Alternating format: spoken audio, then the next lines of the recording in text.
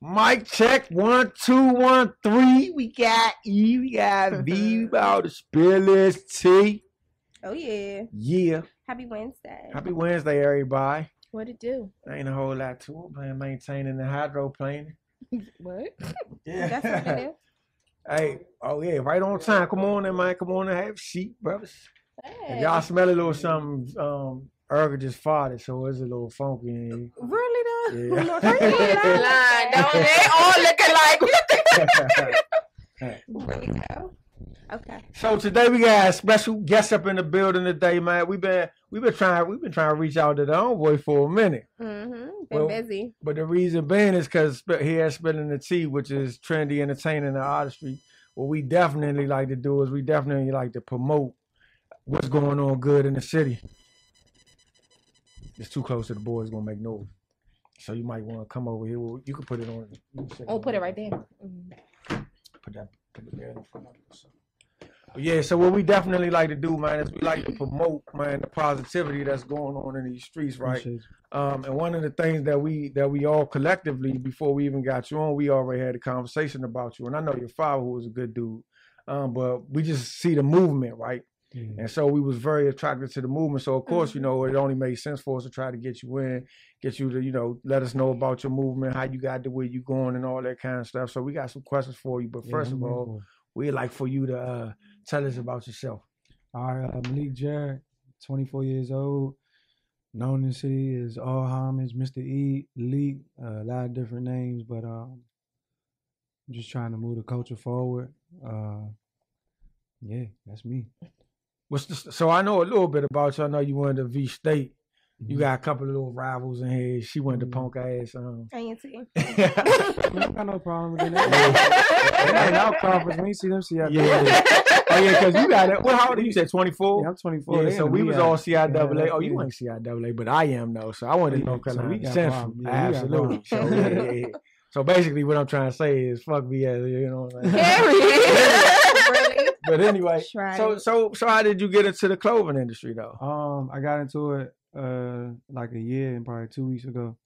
But I started at Virginia State. I was doing photography, and I branded myself with E as far as my photography first. Right. And then once I started using the logo as my watermark and things like that, that's when people were just like, man, you should make some shirts. At first I was like, I don't want to make those shirts. That's not me. I like to stay in my lane. I like when people stay in their lane. I was a photographer, so people in the art, y'all know how important it is to stay in your lane. You know right. So I just never wanted to do it until, I got tired of people asking me. So I did it. And then everybody started asking them, where you get it from? And I was going through some financial troubles with my family and things like that. So it was only right to supply the demand. Next thing you know, I'm making shirts all day and hats all day. And I quit my job and I'm doing interviews now. Yeah, that's the job, man. Exactly. Hey, that's the story. So you was in corporate America?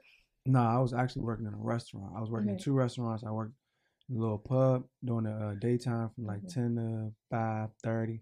And then I go into the because this was downtown DC. I go into the parking garage. I take like a nap and then I had to be at my other job at 6:30. That's what I call grinding. That was like a fine dining joint. So I used to have to put on the bow tie and the vest and all that, and then get him to look right quick. Yeah, did you feel like that was your calling when you was doing at the moment? No. What did you ever feel like your calling was, or what you was put here on earth to do? All right, that's funny you asked that because during that time I was doing that for like a whole year. First I was just working one restaurant, once everything started happening as far as at home, that's when I started working 2. And it's funny, I accepted the job. I started applying for a second job to have some extra money, but I accepted it like 2 days before my mother lost her job. So it was necessary. It was God's work. Yeah, absolutely. So then after probably like 9 months of doing both, 6 days a week from 10 a.m. to 11 p.m., that's when I just I pray. I'm a praying person. I'm not very religious or anything like that, but I'm spiritual. I'm faithful. So I started, just praying. Like I used to pray to God. I used to say thank you for everything because I was in a good position. I was able to take care of my family. I was busting my ass every day, but I was doing it. It was working. And I say thank you first, and then I just say, put me on the path that you paid for me. In the back of my mind, I was always saying, I just want to be a photographer primarily because I'm doing all these, on my free time, I'm doing all these festivals and taking pictures of Future, Erykah Badu, all these people. And everybody loving my pictures, you know what I'm saying? Because blogs are still in my pictures. That's the only reason I had this logo in the first place, so I could watermark my photos and they would know that it's me. So I'm doing that, and I'm just praying, you know, like I just want to be in a better place, you know. But in the back of my mind, I'm thinking photography. So, you know, it's gonna come a point, and I think a lot of people's lives are successful people's lives when you just tired. And it's not like the tired where you need a nap or it's nothing like that. It's like the tired, like you tell people you tired, you just want to break down. You just want to be away from everything. So I was tired like that. And I had to reevaluate my faith and reevaluate my prayer. And I realized that I'm asking for stuff when you're not supposed to ask for nothing. So I was just like, same prayer, but I erased photography out of my mind. I said, put me on the path that you pay for me. Whatever you want me to do, use me as a vessel. That sounds good to me. Love it. Next thing you know, I started selling t-shirts, and it's something that I never wanted to do. Like, I never cared for fashion, never cared for none of that. I like dressing and everything like that. That's just in my bloodline, my mother, my father. But I don't. Father, fly dude. Yeah, I ain't no creator. You know what I'm saying? I like the picture, so that's how I got into it, and then that's how I got out of that cycle. That's what's up. I think a lot for real what you say though, because you are creative, right? Because that's kind of like hand to hand, like, right? And that's what a lot of people been telling me. Like most artists, they're not just good at one. There's no one lane for us. Yeah. You might have one part of it that you elevate in the most, but it ain't really one lane for artists. So I say that I didn't love fashion. I love photography. Right, that's my passion. But so it's funny because so I was on DeMarco Solar. They had like a open panel.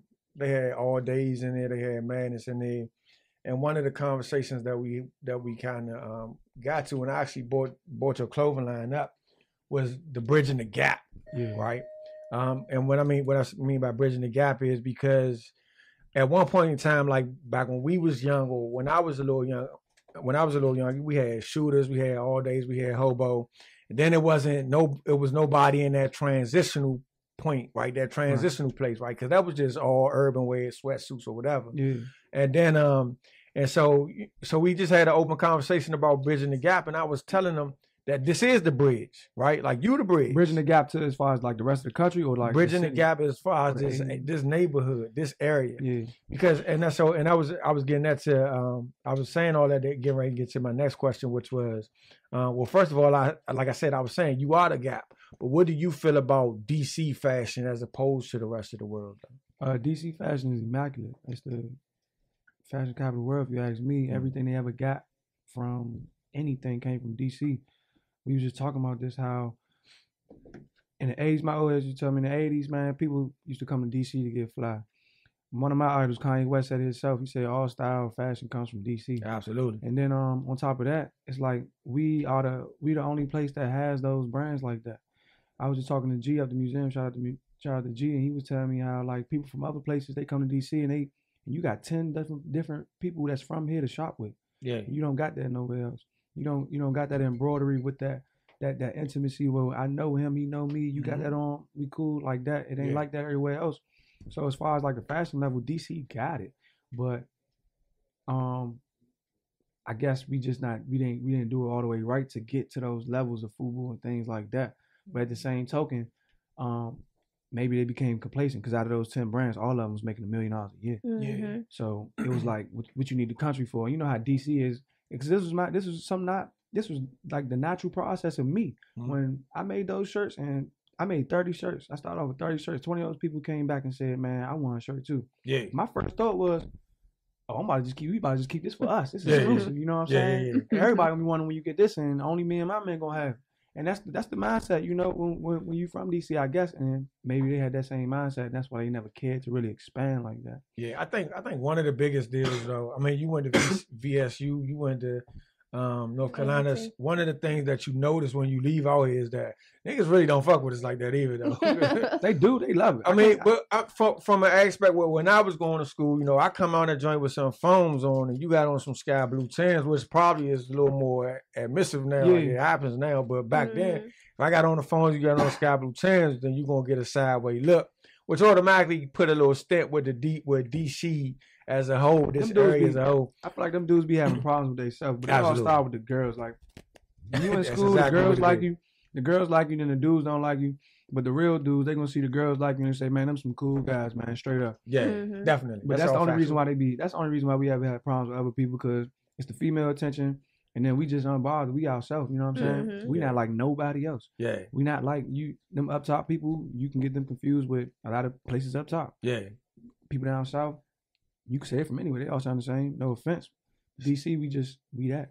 One of the things that's one of the things that the OGs were saying in that meeting, though, they was like, that's not the case no more. Yeah, and then it's the internet. So yeah, so we got the time, we got the time of the internet, we got the time people of television. From all the way across the country say, oh yeah, they doing that. That ain't over here yet. Let me get on something new and be the first person right here to do this. So it's the internet too. Salute the internet. Shout out to the internet. So with you working 2 jobs at first, what did your grind look like in order to keep up with, everything that you had going on entrepreneurship wise? Right. So and that's part of the reason why I quit my job, because I would put in like requests and everything.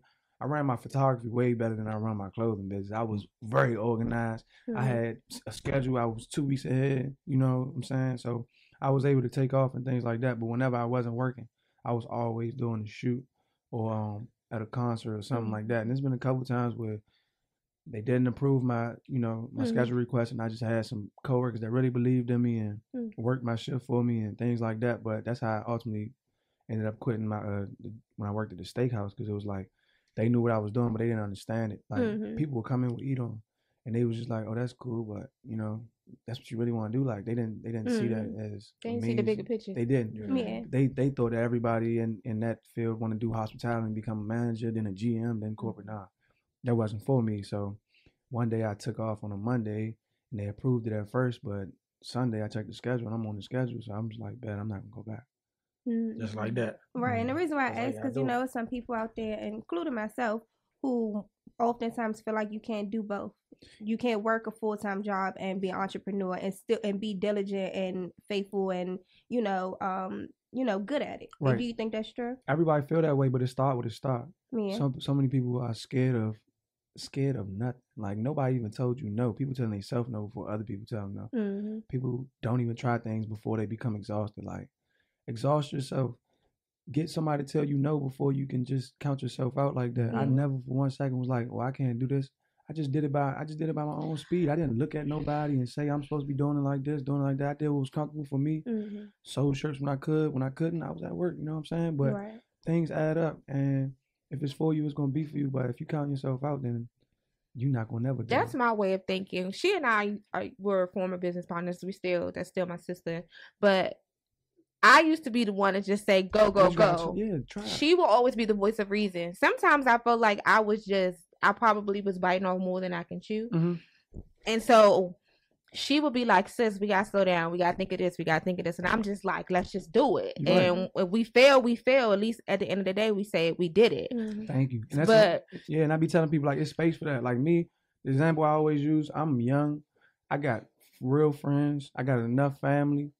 And I don't have no kids. So if I want to become an actor tomorrow, I can save up, move to LA, and then try acting. And then if it don't work out in 2-3 months, I could come here and start over. I didn't get into no career. I don't have no pension, no 401k going on. I'm saying like that. So it's like a lot of times, if you in a job where you could bounce back, then you might as well shoot your shot for real. Because it's like you don't got nothing to lose. You got everything to gain in front of you, and you don't want to be doing that for 5 years. Get stuck in a manager position or something like that, getting used to that money. And then you can't even branch off for yourself because you gotta make sure these bills get paid. You know what I'm saying? So, especially if you don't got kids, like grind, ain't nothing just else to do. Just do it. And you can always start over. It's a long life to live. And my thing is, like I said, I believe in God, I believe in heaven, things like that. So it ain't about a lot too much being on this earth to me. It's about getting to heaven. So if I'm doing what I need to do to get to heaven at the end of the day, that's all that matters to me, because poor people make it. Rich people. That was my amen right quick. Poor people make it to heaven. Rich people make it to heaven. Bums on the street make it to heaven. Anybody can make it to heaven. So it ain't about how you living right now. To me, it's about making it to heaven. So you know, if I try anything and I fail and I'm all the way down bad, I can still live a righteous life and make it to heaven. You know what I'm saying? It might be a little bit different. It might be more than a struggle for your average citizen, but I'm gonna get there just like they gonna get there. Speaking of like the internet bringing the world a little bit, making the world a little smaller, how important is the internet for you and your brand? Yeah, the internet. You got a main movement going right now. The internet is definitely important, but anybody from Chocolate City know that you don't need the internet in DC because it's love out here, especially for these, especially for clothing brands in the city. Like I was hitting the streets before I had a website and things like that, and I was selling out that way. So I always tell people like if the internet could break the mob, I could just go right back out the trunk and do the same numbers. So I want to ask you something. You recently was at Broccoli City Festival. Yeah. And I would believe it was Ray Smyrna. My nephew. Yeah, okay. So, I read your post on how that was almost like the moment of epiphany for you. Yeah. Like it was just the seeing it up.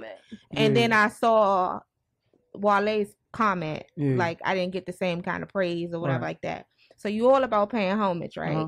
So I sent it to my family here, and I was just like, dang, like let him have his moment. That's how I took it. Like let him have his moment. I don't think he meant anything by it. Not saying, oh, shout out to Wale for repping the brand too. Wale, that's my dog, right? But that's my man. Right. So he gonna comment like it's just me and him. Like I just got 300 followers and like he's nobody on the internet. He gonna act like that. But it was never no problem. He was like really like that little petty sarcasm. But it was like, man, I see you though. Yeah. So like, and that's the thing that people didn't understand that. So a lot of the people that's rocking with me real heavy, they're like, oh no, why he making this about that? And I'm like, man, if only y'all knew the guy, then y'all would know. It's the first thing from me because we have a good rapport. We have each other numbers. So if it was ever anything like that, we was all, it was gonna be all right. But we fixed that situation. I took the comments down because that was really unfair. I cleared everything up on the internet and stuff like that. But that wasn't a moment, a proud moment for me, just for the simple fact that, like, I say this in like the least cocky way possible, but Broccoli City Fest coming to the city, they've been coming to the city for 5 years now. And out of those 5 years, they ain't put nobody on from the city. They let people touch the stage for 10, 15 minutes. Yeah. That's cool. But when my brand is all over the city and I apply to be a vendor and you tell me no, then I'm gonna take offense to it. And I'm gonna knock down the doors and I'm gonna knock on your door every day until y'all let me in. So they told me no. I went on Twitter, did my whole rants, went on Instagram, did rants. My management, my whole team, like, nah, that's not how you do it, man. Nah. The next day they called us. Yeah. Right. And said it was a big mistake. Yeah, it was a mistake, right. But that just goes to show how DC we letting the culture fade because we letting these outside people come in and do concerts. Absolutely. I promise you. I promise you, if one person on that team was from DC, Maryland, or Virginia, they would say soon as somebody would have said vending in the meeting, they would say, make sure we got to eat.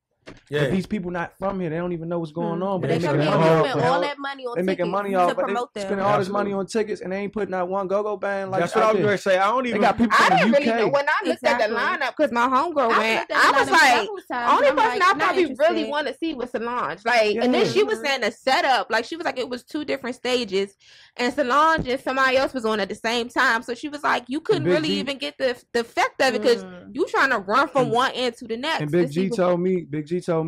Back in the day, you couldn't come to DC without having a go-go band open up for you. Wasn't nobody gonna be at your show. Yeah. And we made it, our generations made it acceptable for these people to come here, make money, and leave without getting none of the culture. Exactly. They don't wear none of our apparel here.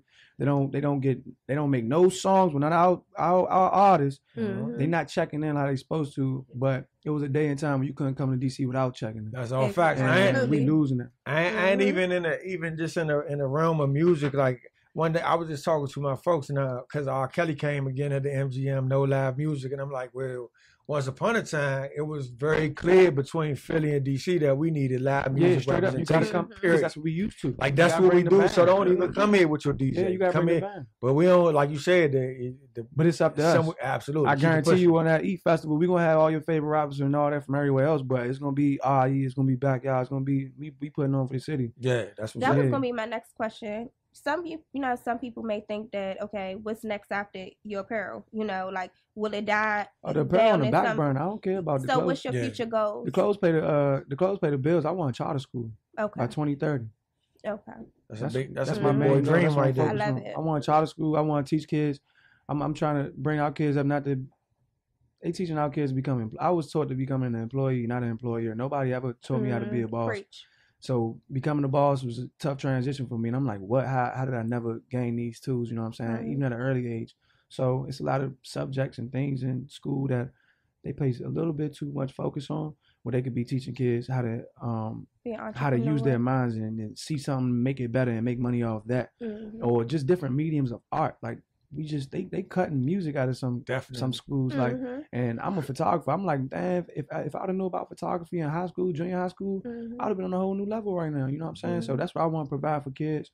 I want to show them that you can do something else, and it's okay. And I just want to bring people around, put people around them as far as the teachers, the staff, and everything. People examples, you know what I'm saying? Because we keep telling kids they could be anything they want, but we're not showing them that. We're not putting them face to face with people that did whatever they wanted to do. We just tell them that, so it's like false idols, you know what I'm saying? Definitely. It's only a matter of time for them to keep believing that. That's like believing in Santa Claus. Right. If they don't see it, they're not going to do it. And so they don't see a young entrepreneur like myself or in their face and say, yeah, I'm from Minnesota. I live right there. They're not going to believe it. So are you looking to expand your philanthropy work outside of Ketchum? Of course, I already been doing that. So, I mean, it's a lot of schools that's been hitting me up, but as far as like the Boys E program, I definitely want to keep it at Ketchum right now because I'm trying to follow those kids, like those boys all the way up until college. My goal is to, like, when it's time for them to go to college, be able to pay for all their tuition, all 17 of them. And I got like 10 years, but I think I'm going to do it. I know I'm going to do it. But I definitely want to have like camps for this in the summertime and then eventually evolve into school and be in different schools. You know, Ketchum just Wednesday. I could put another day or two out of my week to just, you know, for the kids. Because it's been paying off. It's showing results. Like, it's working. I had kids, teachers come in like, what? How you do that? Like, how they sitting down? How they listening right now? But I just don't really. Because you're speaking their language. And I don't get. I mean, it's God work. Like I didn't never think I'd be doing any of this. And a lot of people can't wrap their mind around that. But when you believe in something like I believe in it, then you'll know that He'll make something out of nothing. Like and his timing is impeccable. Like, he always on time and he don't make no mistakes. So it's just what I'm supposed to be doing. That's why it's working so well. That's why it's so fluid. That's why it's so natural. I never had an OG or a big homie to show me this how you do this, this how you do this. It's just me and my man. Right. Yeah. So with the photography work, what's next with that? Photography don't never die. I definitely want to open up an incubator type space for creatives around the city because right now more than ever I feel like for real this like the DC Renaissance going on right now. We got more artists, we got more photographers, we got more rappers, we got more everything in the art field than we ever had before. And I just want to give us a platform for that because when I was broke and couldn't rent a studio, I was like, man, how did like what I'm gonna do? You know, I can't get in the studio. I could just take outside pictures all day. But that's what I want to do too, as far as like the photography thing. I want to give other people a platform and continue to do my thing. Who is your biggest inspiration? My mother. Okay. That's what's up. Shout out to Miles. So describe yourself with 3 adjectives. Now you put me on the spot. Right quick. We famous for that here though. No, yeah. But I don't really have no. I'm just like I'm just a good dude, and that's what everybody gonna tell you about me. I'm just a good dude, like Leak, just a good dude. Cross my T's, dot my I's, tell the truth, and I'm just authentic. Like, and then a lot of people, when you come in contact with authentic people, then you can tell when the next person gonna be authentic, and that's people get that feeling from me, and that's the best way I can put it for real. How do you deal with being like humble, like, you know, with everything, like everything that's going on with you and the movement and stuff, and you celebrities and stuff are endorsing you now? It ain't hit me yet, and then I'm doing something that I never like, cause I'm doing something like I never like dreamed about. I didn't dream about this and everything, and then money don't mean shit to me. So, have you noticed like some of your friends fall off, like your circle getting smaller? Nah, cause I come from a good tight knit family, some uncles and cousins that make sure we all stay sucker free. So I was already surrounding myself with the right people. I could read people already. If you just trying to be down, I know if you're trying to be down. The people that's new on my team, they was my supporters first. They was coming to every pop-up shop already. And I could tell that they care about the brand just as much as me. They don't want nothing from me. They don't want nothing from the brand. They just want to help. They just want that support. So I never had a problem with friends and falling off and all that because I just did it the right way early, you know. And a lot of people think like, oh, this is success, you know what I'm saying? Everybody just want to be gravitating for you. But before I was doing EAT, I knew some people in the city. Like I knew a couple people. People knew me, so I was already out there a little bit. Right. All right, so typically the way the show goes, we get our interview out the way, right? Then we spill this tea, right? Yeah. We got a couple topics up here. We hope that you will stay for a minute. Yeah, Is no that question, possible? no question. Yeah, I wait. Definitely. Your mic, you want to get your mic? You want a mic? You want a mic? We just got some little topics over there. Ain't nothing you going to hurt nobody. You there? You on TV? You might well spill some tea. Yeah, you are. I didn't even know. Yeah. All right. Okay, so you talk about you being a spiritual being and things like that. So, you know, we want to talk about Save Millennials. Mm-hmm. So, Pastor Keith Battle at Zion Church has been having he had like a talk with millennials. Yeah, a talk with millennials, and so we wanted to talk about do you think the church is responsible for reaching out to the millennials, or is it not their business at all? Yes, because we woke. And I know me and a lot of my friends, we don't go to church because we don't like how the church being ran. I don't go to church because none of the churches I ever been to had a homeless shelter or anything, but the pastor got Bentley. And so if they want to catch out, they definitely need to holler at us. But millennials we still pray to God, we still talk to God, and that's the ultimate purpose of it all, for us to have a relationship with God and know the Bible. But yeah, if they want them churches to be packed like they are now, then they need to come out at us, because it's a lot of questions we have. What's some ways that you feel like the church could gravitate towards millennials more? What are some needs or things that will bring them to church? They need to check their members. Okay. Because a lot of those older members look at us funny. And they look at us on the streets like we're a problem. And they're not embracing us until it's Sunday. But outside of that, they look at us and they're threatened by us, or they feel scared or whatever. But that's where it started at. We need to feel accepted when we, not even just in church on Sundays, but outside of the church, we need to feel accepted as well. We need to know that you want us here and we belong here and things like that. But I can't relate to a lot of older people because they just always got something to say. They think they know everything, and they think we don't know nothing. And that get in the way. That's one of the things that I always say. Like with if the message been the same for 20 years and the results ain't really changed, then it's time to switch up the message, right? I agree. Because if we come in the joint, like, you know, I could pretty much tell you if he say turn to Jeremiah X, Y, and Z, then I'm pretty sure I could tell you where this message getting ready to go. Yeah, right. You know what I'm saying? But for the sake of going forward, and for the sake of, like you said, for the sake of actually touching the millennials, because two things. One, for the sake of touching them, and like he said, it's a new day where information at our fingertips. So we really ain't chasing the carrot. Yeah, no more, you're right. So it ain't really no time for that. It's time to get some of these questions that we had answered. I mean, that we need answer them. You know what I'm saying? If you got to tap into your spirituality, it's kind of like it's a dance around, you know, instead of just shooting to you straight. Like we don't need to hit all that. It's over. That day is over. So what you gonna do is either you gonna run people off the mark even further, or you gonna really face the music for real. Because what that do for everybody is it make everybody grow. But you know that's not going to happen, because that's going to expose their demons. Absolutely. So, you know, so it's so funny even having this conversation. I saw on the news, and then my sister had posted it. It's a Catholic school or Christian school or something. One of the girls is pregnant, so they're refusing to let her graduate. She can't walk across the stage because she's pregnant. But like my sister said, she was like, but y'all had no problem taking her tuition money. Right. Wow. So if it was an issue with her being pregnant, it's something, right? But now you're trying to shame her and put a scarlet letter on her forehead because she's pregnant. Like some of them teachers ain't in there fornicating. Right.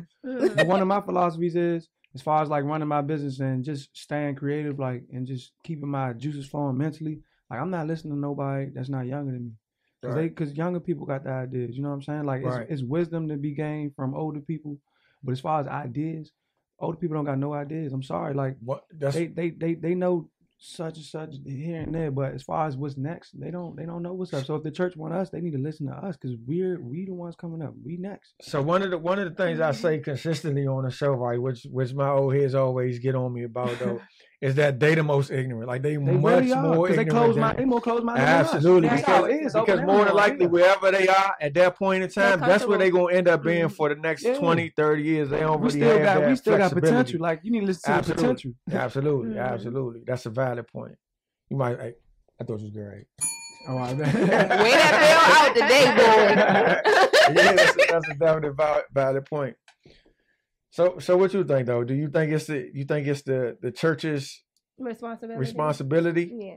Right. Mm-hmm. Like as I was sitting there listening to the sermon, I like Pastor Battle. I love listened to Pastor a Battle. lot of his sermons, and it was interesting that he brought the people on it. I mean, the millennials he on brought the a stage. stage. Mm-hmm. It was about maybe a good 15, 16 from the ages of about 26 to like 34. So it was good to hear each perspective. But he was just basically most of the comments was they felt like they was being judged. Right. They felt like when they were walking in church, people would look at them differently. You know, like if I claim to not be a Christian, one of the girls was like, I don't identify myself as a Christian. I literally feel like I'm spiritual. But if I was to tell another Christian in church that, they would look at me like absolutely, like I'm demonic, or I don't believe in a higher being, or they'll be quick to say something to me instead of just teaching me or just showing me, passages in the Bible that say otherwise. Right. Or even just having that open conversation, because you don't know everything either. That's why they missing us in church. It's hard to go to a church where you can find 50 people between 18 and 30. You know what I'm saying? Because during that age, we learn a lot about ourselves, and that's the last thing we need is for somebody to shun us or look down on us. Or to tell you what you figured out about you. Especially when you're in the Lord's house. Mm-hmm. Yeah, that's the last place you want to hear that from. And they want like a community of young adults instead of feeling like they just have one small group here, one small group there. They got to embrace our culture. They got to embrace our music. They got to embrace all of it. They got to know that this is how we doing it. This is how we dressing. I mean, I don't agree with like the sagging or none of that, but they got to embrace all of that, mm-hmm. and we're still Christians. And to play advocate too, though, I think that even no matter whatever we talking about, right? If it's something that we need to go get, whether it's spirituality, whether it's $1, then that got to be everybody going to the same direction, right? Mm-hmm. So not only do they got to be able to reach out to the youngins and say, "Youngins, come in," but it got to be that youngin that's on the edge who still want to know who going to push the envelope too. Go in there and ask that pastor the same question 20 times because you want to know the answer. Mm-hmm. Right. But the only problem is that we get to a place where we go outside of the church to find our truth. Mm-hmm. And that's a gift and a curse, you know what I'm saying? It's because it's the hard way. Every truth that I ever found was through the Bible, even though I can find flaw within it. There's still a place where truth started. And then like the Bible say, only from truth can a lie be established. So if you understand wherever it starts, then you can actually figure out the next way on that path. And that's all on how it's interpreted as well, because I can go to my mother's church and it could be the same scripture, and I go to battle and he interpreted it a totally different way. Mm-hmm. And I've said this all the time, like, it was almost like we was forced to go to church when we were little, when we were younger. We didn't have a choice.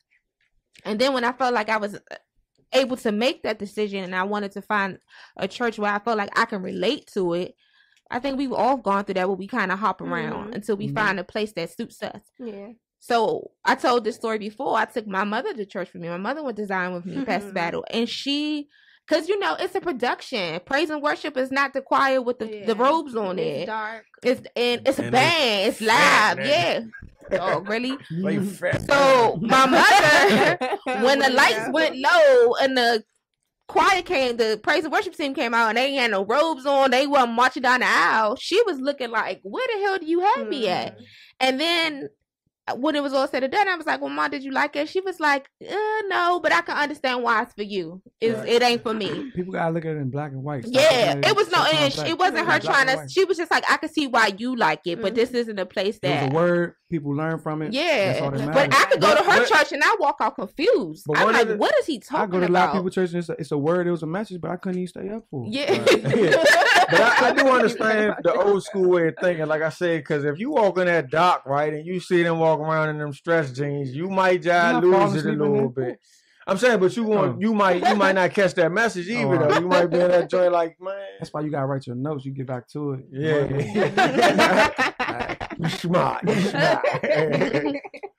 So, we was talking, we always do our group texts and stuff like that. And so interesting topic came up about like parenting and stuff. Like I'm a new mom and, a lot of Mark is a dad, he has a daughter.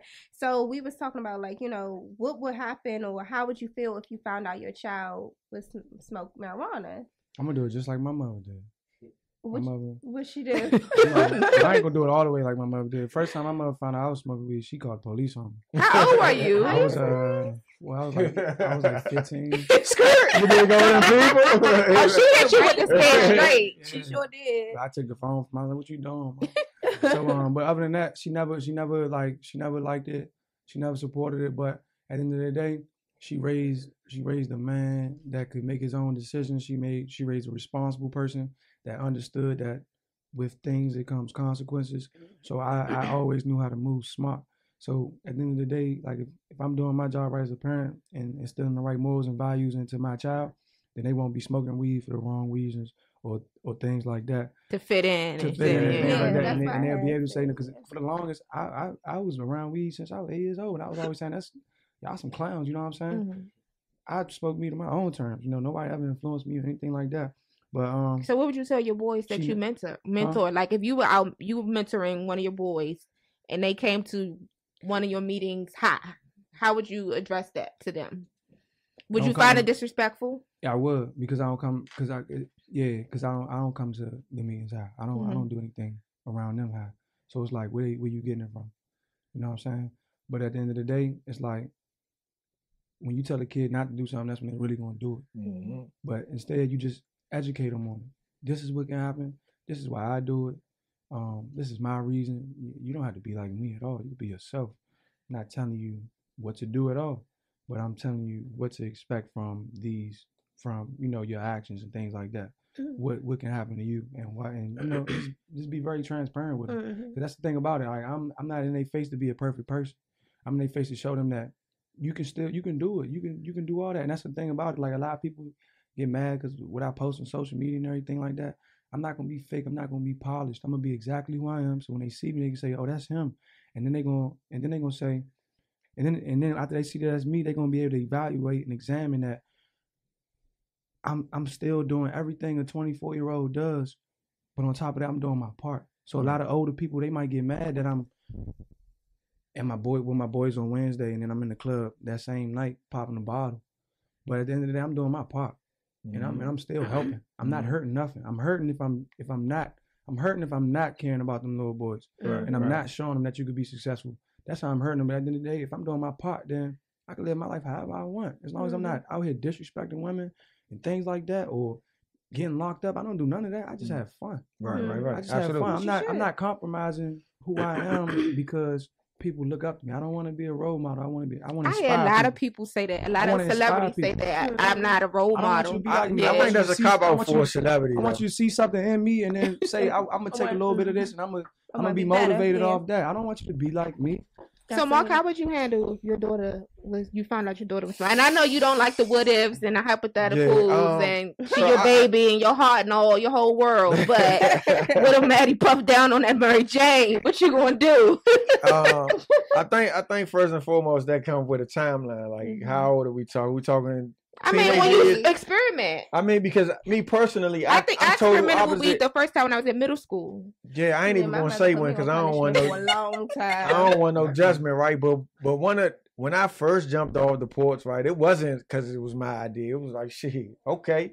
The dudes was selling it. They used to think it was fun for us to be young and smack. Mm-hmm. They used to have a ball, laugh at us all day. Mm-hmm. So that's where I started off at. So, and I ain't really, with the fast forward to answer the question, I think if my daughter is of an age where she can explain what she's doing and why she's doing it, I never promote it. But that's everything. Like, I'm not going to promote anything that she do, but as long as she can make a decision in her mind and it's a decision that she made, I don't really have no choice but to go with it. Because like you said, I can't beat her from not doing it again. Mm-hmm. I could just beat her from not telling me again. So would you punish her? Or like, I think it's a punishable offense. Yeah, it's definitely a punishment. You don't get off clean with that. Mm-hmm. Right. Yeah. And that's, like even drinking. You got to know your personnel. It all depends on my kid. If I know my kid is a critical thinker, know how to think, and it's going to purchase some weed and be able to examine and things like that, then but if I know my kid don't got it all as far as common sense and street knowledge, I'd be like, no, you don't need to be smoking weed because somebody will do anything. Mm-hmm. Yeah. So definitely a punishable offense. Mm-hmm. Definitely not with it, but it'll be a little bit too hard for me to stand fully against it, knowing that, I probably had my first puff. And you gotta learn from, trial and error. Yeah. if it wasn't weed, it'd be something else. It's gonna be sex or alcohol, whatever. Everyone had their own experiences. I don't want to say that. It ain't gonna be nothing, man. My daughter gonna be. She gonna be okay. No That's the mindset, though. I'm gonna keep on keeping on. I would be like coming home high, like will you visibly. Oh, you don't disrespect the house like that. I just could never. I used to come home, I go straight to my room. My motherfucker, I smoke weed because my friend mother called her. She called my mother and told my mother. So, but me to come home and be smacked. Yeah. And be like, Mom, what you talking about? I could not imagine. I couldn't imagine doing that. It is a level of respect, but I do feel like some of the generation now, they totally disrespectful. Like some of the things that, and I'm gonna put my sister out there. Some of the things that my sister have done to my mom, I'd be like, dog, I would never do that. Like I had a level of fear with my mother, but she never instilled. Like she never said, if you do that, I'm gonna do it. Like you didn't want to disappoint her. I never wanted to disappoint her. I always had a level of respect for her. So me smoking, so a neighbor told me because they already knew she not even like that. Like I'm gonna check her right now because she's showing off. She being peer pressure, and I'm gonna let her mother know. But certain things, my sister, they'll be like, how you feel cool about that, But I feel like with her, we two different people, even though we was raised by the same person, she has to learn things a different way than I had to learn. I learned one time, and that's it. You ain't gotta tell me no more. And And to this day, like my mother know everything about me. She know I still smoke, but if I know my mother still left or something in the house, I'm gonna put some Vaseline in my. I'm not gonna do it like that, especially around like grandma. Grandma, she'll never wrap her mind around weed, so I just don't be around her high at all. My grandma be like. My grandma was like, that weed ain't used to smell like this. It's that loud. It's something in it. What did grandma know about loud? That loud booth. It's a whole different kind of booth. She's like, I be on a train, I get a headache instantly. Yeah. I remember when my mother was going through chemo, my brother smokes down. Like, it ain't a secret. That's his thing. 420 is his second birthday. So when my mother was going through chemo, they told her that marijuana would help with the nausea and stuff like that. So she walked in my brother's room. Now my brother, he smoked in the house, so he would come home high. But I think my mother just accepted that was just who he was. So she walked in the room one day and she was like, "Let me hit it." I was like, "Because my mom did the same thing." I would never smoke with my mom. She didn't do it, but she made a joke out of it. But she was just like. She was like, "What you in here doing?" He was like, "Mom," she was like, "Let me hit it." But she ain't smoking, but it was just lighting the mood. Like, cause he would try to sneak in the room and do it. And after a while, she was just like, "I know this is what you're doing." Like, trying to be discreet. But that I feel like with this generation coming up with like weed being legal, like I feel like you really can't tell them nothing. Exactly. It's like, it's illegal. What you want to tell them? Like, I'm 18. I can do what I want. It's a norm, yeah. Exactly. But it's definitely not as bad as drinking. It's from the earth, right? Yeah, absolutely. Yeah, definitely not as bad as drinking. I ain't never heard of no 3-car pile up because somebody's smoking weed. I don't know though. I did hear about my man ran over somebody because he was smacked. From weed? Weed? Yeah. You sure? He was at the light. Must have found a new plug. And they hit the jump like, I thought the jump was green. Ran somebody over. Oh no. But yeah, that happened. So I mean, we make you not a or you drive. It's not a 3-car battle. We still at the light. And shit like that joint turned green 3 times already. We supposed to make you stay at the light for a couple lights. Yeah, that's what I said. You get drunk, you run lights. I'll be in the drink like, damn, that was green, just past me.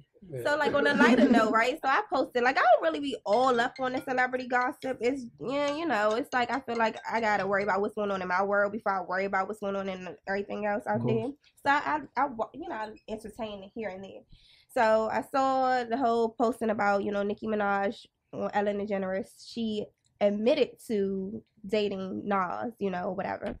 And I'm here for it. Like, I mean, I feel like it is what it is. However, my question is, do you think it's a period of time you should wait before you kind of jump out there and start dating and kind of put it in the atmosphere? And the reason why I say that is because on social media, people are very they don't really have any discretion with stuff. One day they'll be engaged, 2 days later they'll be with another dude, 3 days later they with another, so do you feel like you know, like she should have kind of kept it low key for a while, or how do you feel about her moving from Meek to Nas? I feel like all that's necessary, and people probably wouldn't even do the same thing if they was with another person. But at the end of the day, when people doing stuff like that, that's not for them. That's for the other person to learn who they was dealing with. Now they true colors shown. Now you know what that level of respect is at. I'm in love with a girl that I'm not with, and I date other girls and they'll never touch my page because I know she following me. I would never put that in her face. But it just depends on who you with. You know what I'm saying? But I've been on the other side of it. When I broke up with a girl this week, she told me she loved me, and 2 weeks later, she got a whole king on Instagram. You know what I'm saying?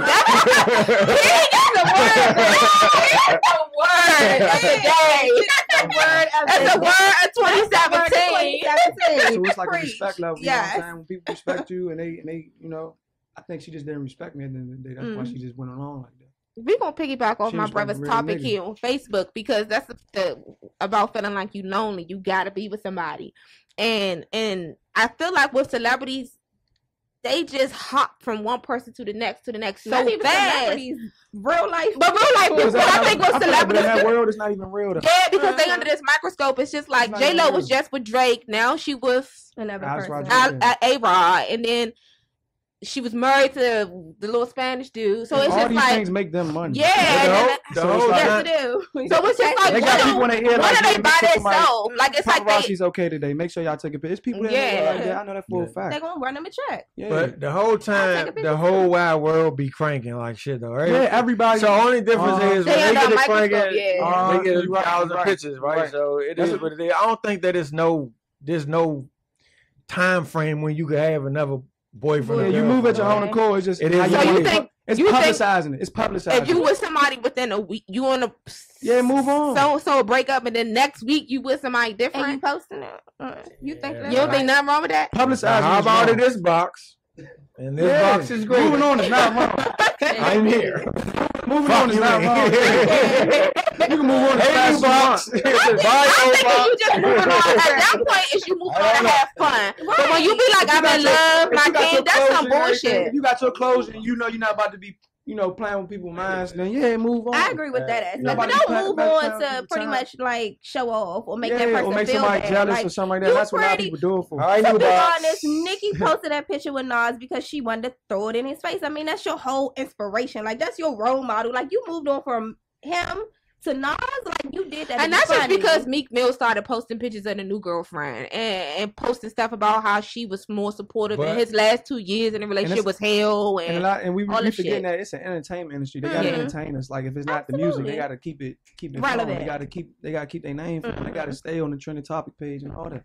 But so I just think you should be able to real when it comes to your baby. That's not real. Like, I get real. Like I'm feeling some type of way about like our generation of millennials and how we salute these celebrity couples when we got aunts and uncles that have been together for 40 years. You know what I'm saying? It's like we looking at a real 40 posting them as goals. Like how that's goals. I hate that. They probably even like each other for real. They probably just like I'm saying, it's an entertainment industry. Like I look at the rap game and all that shit like it's wrestling. You know how at the end of the day, that was a tight move, but this is not real. Yeah, that's how you gotta look at it. And we get so caught up in it. Man. It's like if I was really trying to punch you hard, I wouldn't jump off ropes. Right. It don't really make sense. If you really want to be with somebody, y'all gonna do it a whole nother way.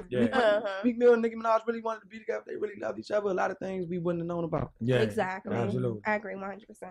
So what's do you have any events or anything coming up that you want to tell people about before we close out? So every Monday you can catch me on the Mix Up Show. That's on my page. Every Tuesday, J Rock runs Tuesdays. You can catch me at the Halftime Sports Bar on 8th Street.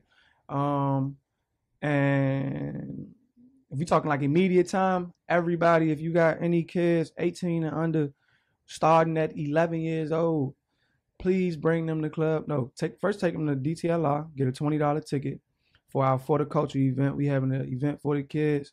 It's not like how we had it where we can go to a party from Friday to Sunday. They don't have nothing to do.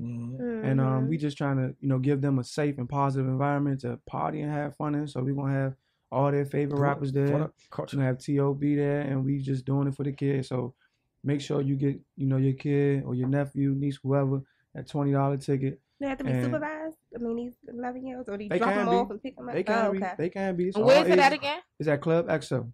Club XO and the flyers on my page, the video on my page, fun, safe environment. I love that. 15K Street. I never 15. even thought about the fact that we used It's a to fun, have safe our little environment, and they don't got nothing to do no more. I'm like, what are they doing? They smart trips don't even work on the weekends. Really? So it's like they can't even go around the city. They can't even like explore. Wow. They gotta pay for that. I know they don't got no money. But it's like so we just trying to do it for the kids. And everything else. Don't have nothing to do. And let's get it, because this is a good one. We can do more. What's the day of the event, the party? We trying to bring the culture back, huh? What day is the party? It's the 27th, Saturday. This Saturday? This Saturday, 27th. Oh, perfect, because it's Memorial Day weekend. Yeah, so we really bringing the culture back, because we all probably got pictures in here from we was 15, 16. Neon. They don't even got no booth. The black hole. They don't got nothing. That's why I'm talking about how we letting people want to blame it on justification, but we're not taking the responsibility either. We're letting it die. Yeah. We letting all these excuses. We getting all these excuses, But at the end of the day, it's us who letting it die. It's us who's just not catering to the youth or catering to the culture and making sure it don't die. So this is just a start right here. We're going to have this for the kids, and if it's successful, we're going to keep having it for the kids. So what can they find? Go ahead. Tell us a little bit about your radio show. All right, so it's the Mix Up Show. I started with a Mix Up probably 3 years ago, just taking pictures. And, with my heightened success and then them knowing my background and just getting to know me, they was like, yeah, we want you as an as a host on the show now. So it's not your show. It's not my show. It's directed by Jeremy, Germs. Our lead host is TJ Smooth Dude. We got Shay Parker, and then we have myself, and we like to know that, and we like to consider ourselves the voice of the millennials. So that's what it's all about. We just want to talk about how do they get to that? Mixupshow.com. Or you can go to Mix Up Show on Instagram, MIXX Up Show, not just MIXX Up Show. And then we got the link in the bio right there. And then every Monday we live stream. If you missed the live stream, you can click the website. You can watch any episode over. We had Dre the Mayor on so far. We had Big G on so far. And we got some very special people coming up. We got some real quick comments. I'm sorry. That's cool. So... she was real late. Who's all in the room on the show right now? Mm-hmm. She said, "Go with your dreams of education." This is Shalita Lyons. Oh yeah, no question. That's like embedded in me. My mother was educated. Yes to not showing them I love your words. Portia says, yes to charter school. All homage to this young man. He's talking the right stuff with the kids going to college. Someone says they're proud of you. Thank you. Great speaker. Y'all talking today, Slim. I guess that's so. Respect to Malik. Church today is equivalent to DC General, a failing hospital. Wow. Ouch. My mother smoked with me. He says, my mother smoked with me, shaking my head. Don't judge her. Needless to say, I don't smoke anymore.